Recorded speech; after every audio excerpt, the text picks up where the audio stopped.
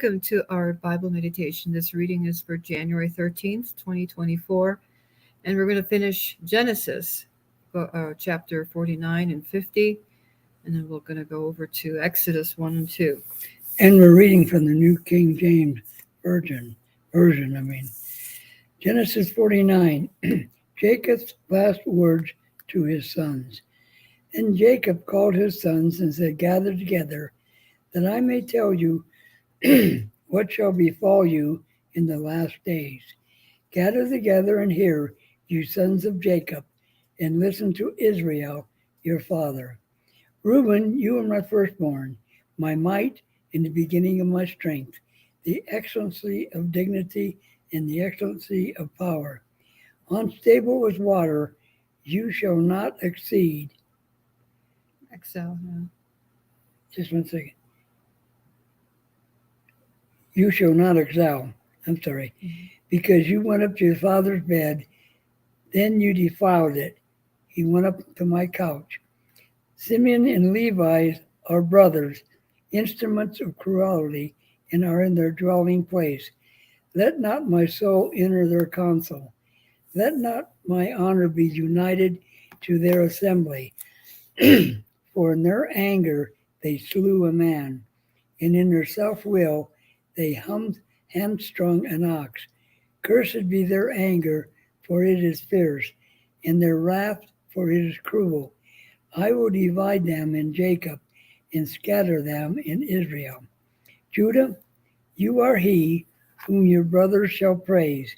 Your hand shall be on the neck of your enemies. Your father's children shall bow down before you. Judah is a lion's whelp. For from the prey, my son, you have gone up. He bows down, lies down as a lion. And as a lion, who shall rouse him? The scepter shall not depart from Judah, nor a lawgiver from between his feet, until Shiloh comes. And to him shall be the obedience of the people, binding his donkey to the vine, and his donkey's coat to the choice vine. He washed his garments in wine, and his clothes in the blood of grapes. His eyes are darker than wine, and his teeth whiter than milk.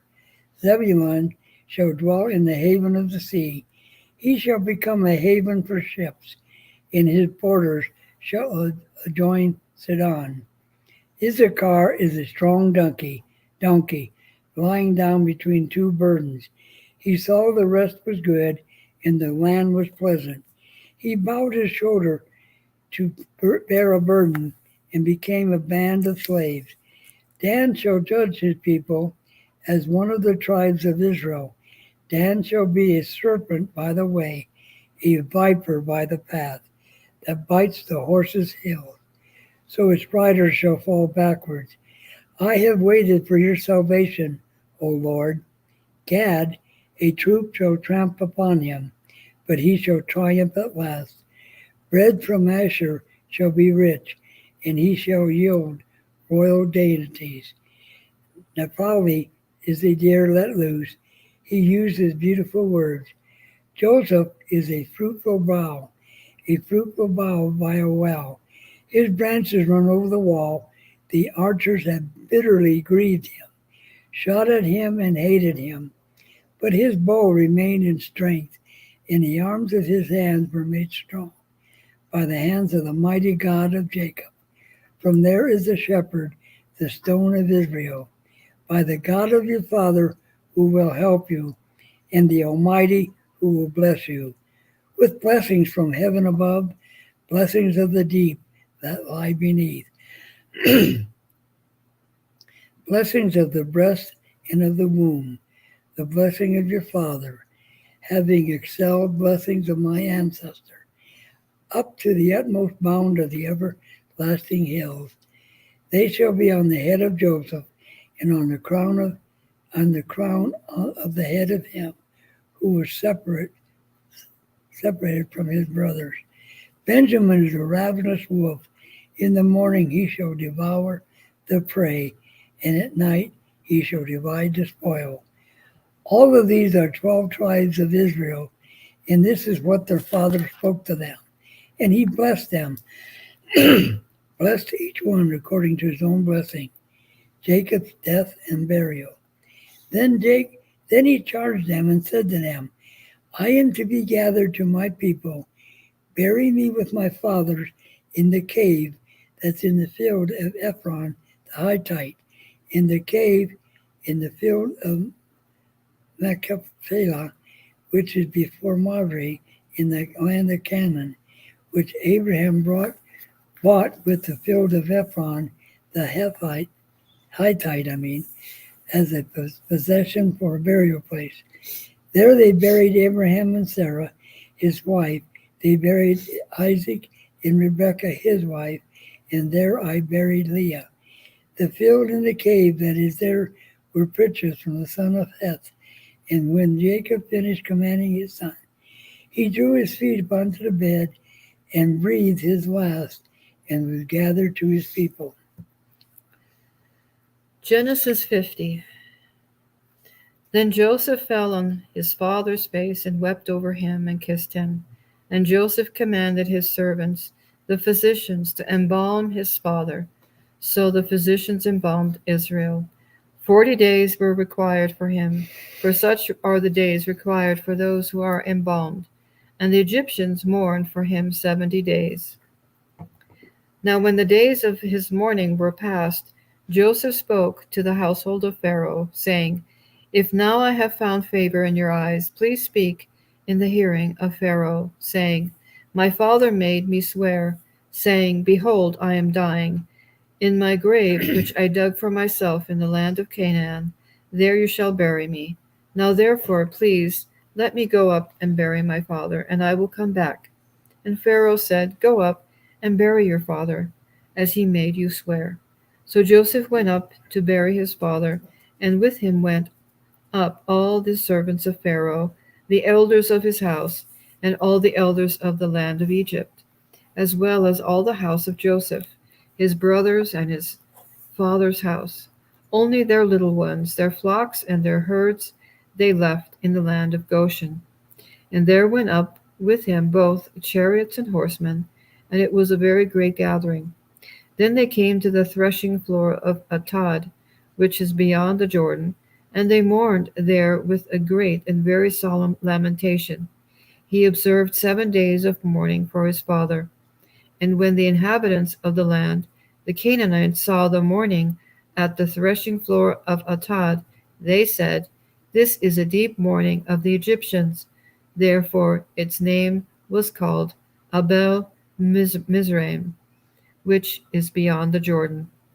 To his sons, so his sons did for him just as he had commanded them. For his sons carried him to the land of Canaan and buried him in the cave of the field of Machpelah before Mamre, which Abraham bought with the field from Ephron the Hittite as property for a burial place. And after he had buried his father, Joseph returned to Egypt, he and his brothers, and all who went up with him to bury his father. Joseph reassures his brothers. When Joseph's brothers saw that their father was dead, they said, Perhaps Joseph will hate us and may actually repay us for all the evil which we did to him. So they sent messengers to Joseph, saying, Before your father died, he commanded, saying, Thus you shall say to Joseph, I beg you, please forgive the trespass of your brothers and their sin, for they did evil to you. Now please forgive the trespass of the servants of the God of your father. And Joseph wept when they spoke to him. Then his brother also went and fell down before his face, and they said, Behold, we are your servants. Joseph said to them, Do not be afraid, for I am in the place of God. But as for you, you meant evil against me, but God meant it for good, in order to bring it about, as it is to this day, to save many people alive. Now therefore do not be afraid. I will provide for you and your little ones. And he comforted them and spoke kindly to them. Death of Joseph. So Joseph dwelt in Egypt, he and his father's household. And Joseph lived 110 years. Joseph saw Ephraim's children to the third generation. The children of Machir, the son of Manasseh, were also brought up on Joseph's knees. And Joseph said to his brethren, I am dying, but God will surely visit you and bring you out of this land to the land of which he swore to Abraham, to Isaac, and to Jacob. And Joseph took an oath from the children of Israel, saying, God will surely visit you, and you shall carry up my bones from here. So Joseph died, being 110 years old, and they embalmed him, and he was put in a coffin in Egypt. And that concludes Genesis. Exodus 1, Israel suffering in Egypt. Now these are the names of the children of Israel who came to Egypt. Each man in his household came with Jacob, Reuben, Simeon, Levi, Judah, Issachar, Zebulun, Benjamin, Dan, Naphtali, Gad, Asher. All those who were descendants of Jacob were 70 persons, for Jacob was in Egypt already, and Joseph had died, all of his brothers and all that generation. But the children of Israel were fruitful and increased abundantly, multiplied, grew exceedingly mighty, and the land was filled with them. Now there arose a new king over Egypt who did not know Joseph, and he said to his people, Look, the people of the children of Israel are more mighty than we. Come, let's deal shrewdly with them, lest they multiply and make it happen in the event of war, that they also join our enemies and fight against us. So go up out of the land. Therefore they set taskmasters over them to afflict them with their burdens. And they built for Pharaoh supply cities, Pithom and Ramsey, Pithom. But the more they afflicted them, the more they multiplied and grew. And they were in dread of the children of Israel. So the Egyptians made the children of Israel serve with rigor, and they made their lives bitter with hard bondage, mortar, brick, and all manner of service in the field. And all their service in which they made them serve was rigor. Then the king of Egypt spoke to the Hebrew midwives, of whose the names was Shiphrah, the name of theirs was Puah, and he said, When do the duties of a midwife of a Hebrew woman, and see them on the birth stool? If it is a son, you shall kill them, but if it's a daughter, she shall live. But the midwives feared God, and did not do as the king of Egypt commanded, but saved the male children alive. So the king of Egypt called for the midwives and said to them, Why have you done this thing, saved the male children alive? And the midwives said to Pharaoh, Because the Hebrew women are not like the Egyptian women, for they are lively and give birth before the midwife come to them. Therefore God dealt well with the midwives, and the people multiplied and grew very mightily. And so it was, because the midwives feared God, that he provided household for them. So Pharaoh commanded all his people, saying, Every son who is born you shall cast into the river, and every daughter you shall save alive. Exodus 2. Moses is born. And a man of the house of Levi went and took as wife a daughter of Levi.